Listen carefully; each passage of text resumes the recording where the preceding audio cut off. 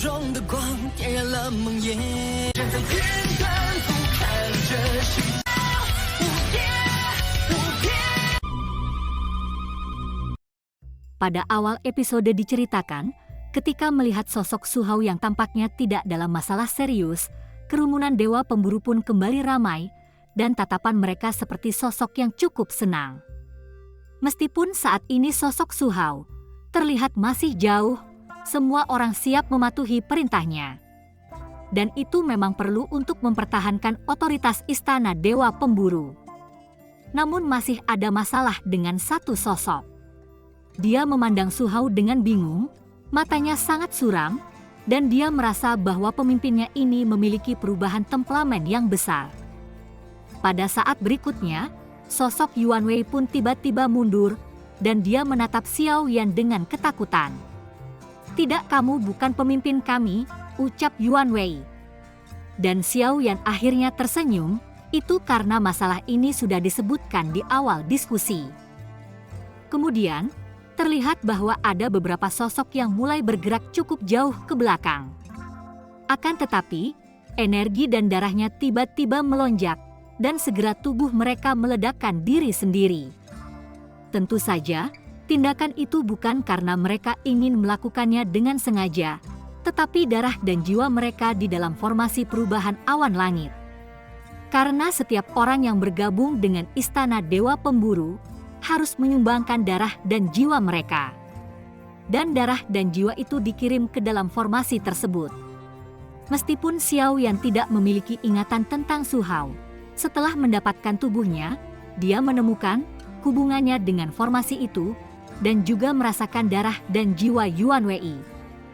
Jadi saat ini Xiao Yan hanya perlu menggerakkan pikirannya, dan dia bisa menggunakan darah jiwa ini untuk melenyapkan keseluruhan sosok Yuan Wei. Di sisi lain, saat munculnya adegan ini, Yuan Wei akhirnya yakin bahwa sosok Su Hao ini benar-benar berbeda, dan itu telah menjadi orang lain. Segera Yuan Wei pun tiba-tiba menatap Xiao Yan yang sedang duduk bersila. "Dasar sampah, kamu sudah membawa pemimpin kami pergi. Semuanya dengarkan perintahku, dia sudah membunuh semua tubuh tuan istana, dan tubuh aslinya bahkan telah ditangkap olehnya. Mari kita pergi bersama, dan membunuhnya dengan segala cara," ucap Yuan Wei sambil berteriak keras. Detik berikutnya, sosok Yuan Wei pun dengan paksa menekan energi dan darahnya. Dia langsung bergegas menuju Xiao Yan yang sedang duduk bersila tanpa melihat ke belakang.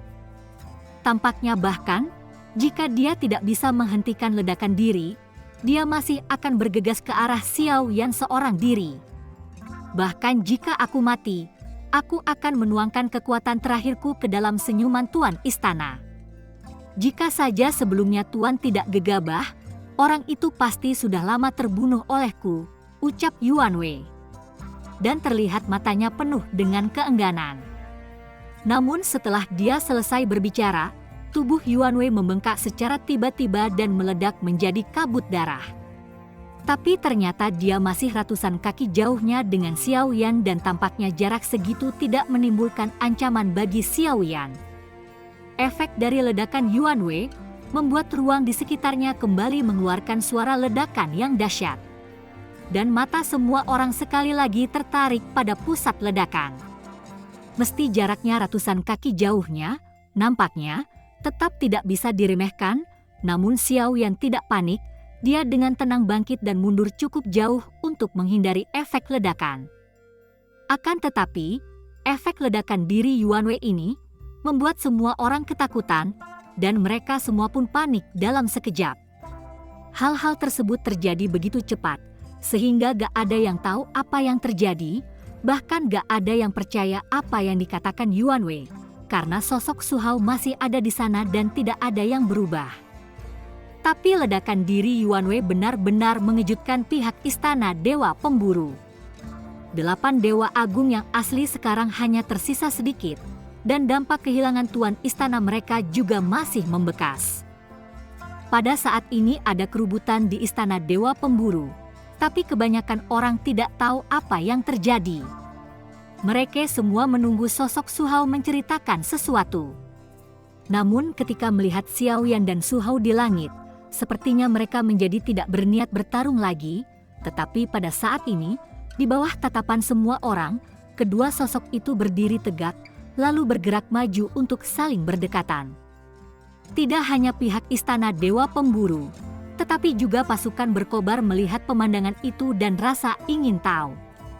Su Hao adalah langkah keempat Kaisar Keabadian, dan Xiaoyan sendiri juga telah menerobos keabadian, tapi dalam hal energi keduanya tidak hanya satu orang yang merasakannya, karena pandangan semua orang juga tertuju pada sosok Xiaoyan.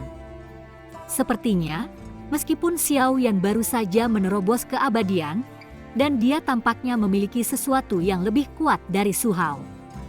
Kekuatan semacam ini tidak berwujud, dan berbeda dengan kekuatan penindasan. Itu adalah sejenis aura yang berasal dari dirinya sendiri. Di bawah tatapan semua orang, kedua sosok itu perlahan bergabung. Saling tumpang tindih, dan seperti akan berubah menjadi seseorang. Sisi Istana Dewa Pemburu yang awalnya gempar, kini menjadi lebih sunyi. Dan perasaan mati lemas ini membuat mereka bertanya-tanya apa yang harus dilakukan selanjutnya. Setelah kedua sosok itu bergabung, tubuh Su Hao menghilang. Hanya Xiaoyan yang tersisa, berdiri di udara sambil memandang pasukan Istana Dewa Pemburu. Sekarang Su Hao benar-benar telah menghilang, sedangkan untuk sosok lainnya dari pihak musuh, Xiaoyan gak akan mempersulit mereka. Segera dalam gerakan pikirannya, semua darah jiwa formasi pengubah awan itu tersebar dan bergegas kembali ke dalam tubuh masing-masing. Adegan ini pun membuat semua orang terkejut, tapi Xiaoyan gak banyak berbicara dan dia gak tahu harus berkata apa. Semua orang ini berada di bawah komando Su Hao. Namun sekarang dia sudah tidak ada, tentu saja tidak ada artinya lagi untuk terus menunjukkan diri. Anggota Istana Dewa Pemburu yang mendapatkan kembali darah jiwanya sepertinya mengetahui sesuatu, karena Su Hao yang menghilang sudah mengatakan segalanya. Kemudian setelah menyelesaikan urusan dengan Istana Dewa Pemburu, mata Xiaoyan menatap ke arah tata tanduk naga di arah kejauhan. Ketika mata Xiaoyan tertuju pada tempat tersebut, sudut mulut Xiaoyan sedikit terangkat, dan dia merasa ingin pamer kepada sang ratu karena keberhasilannya.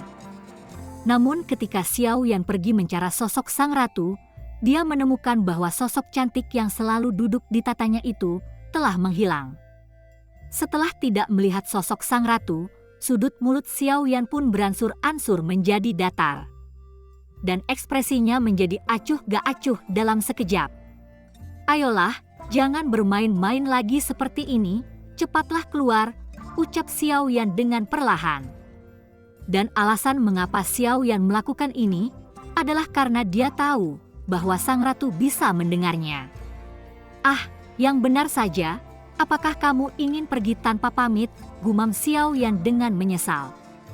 Itu karena dia tahu perpisahan ini mungkin akan menjadi perpisahan selamanya.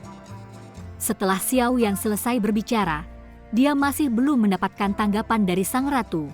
Tapi dengan kekuatan Xiaoyan saat ini, bahkan sang ratu berada di sampingnya.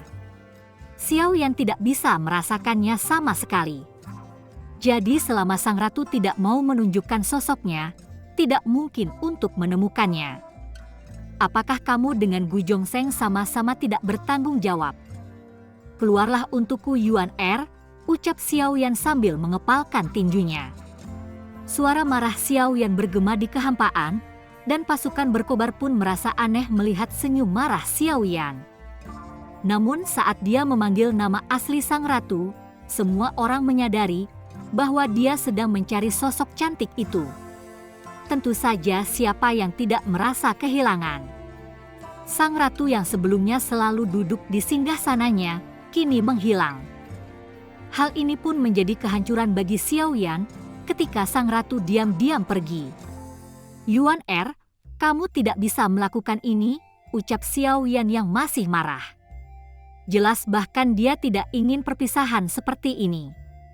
Setidaknya dia masih ingin melihat sang ratu untuk terakhir kalinya.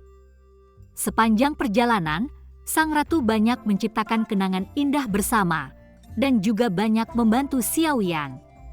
Terlebih lagi dia memiliki hubungan terikat dengan sang ratu, meskipun Xiao dipaksa, tidak dapat disangkal bahwa Xiao Yan masih memiliki perasaan pada sang ratu.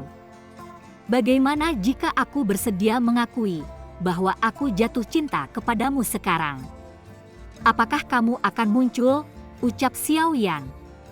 Tepat ketika Xiao Yan menjadi semakin marah, di depannya wajah cantik sosok sang ratu tiba-tiba muncul, dan dia tampaknya sangat senang ketika melihat senyum marah Xiao Yan. Tanpa menunggu lama, Xiao Yan langsung menatap sang ratu yang tiba-tiba muncul, lalu dia menekan kepalanya, dan dengan cepat Xiao Yan mencium bibir sang ratu dengan ganas. Sebenarnya, biasanya sosok sang ratulah yang menjadi yang pertama mengambil inisiatif menyerang, dan Xiao Yan selalu dalam keadaan pasif. Jadi adegan ini membuat sang ratu semakin tidak bisa menduganya. Pada saat ini Xiao Yan dengan kasar menciumin bibir sang ratu tanpa henti, namun sang ratu juga tidak tinggal diam, dia segera melingkarkan satu tangannya ke leher Xiao Yan, dan tangannya yang lain meraih bagian lain Xiao Yan. Keduanya saling membelai satu sama lain, dan mereka berdua tidak pernah berpisah untuk waktu yang cukup lama.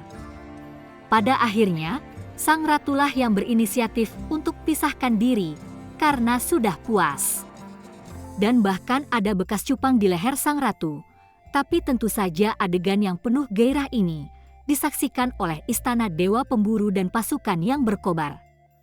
Jika dunia Xuanin akan terus hidup, maka cerita ini pasti akan ditulis ke dalam sejarah dunia Xuanin yang berusia ratusan ribu tahun dan menjadi topik yang dibicarakan semua orang. Tenanglah, jangan khawatir, aku tidak akan menghilang dengan mudah, ucap sang ratu sambil menghibur Xiao Yan dengan senyuman. Jika tidak ada yang harus dilakukan, bisakah kamu tidak bermain-main menghilang tanpa jejak? Tanya Xiao Yan yang sudah kembali tenang. Baiklah jika itu keinginanmu, ucap sang ratu yang masih tersenyum. Tapi meskipun begitu, masih ada kesedihan di matanya. Terima kasih banyak, gumam Xiao Yan. Dan sebenarnya masih ada banyak kata di dalam hatinya, tapi sepertinya kata-kata itu tersangkut di tenggorokannya. Cerita pun bersambung ke episode selanjutnya. Jangan lupa di like, komen, subscribe dan share-nya ya, biar tambah semangat dan konsisten, dan dapat membantu meningkatkan kultivasi Xiao Yan. Terima kasih.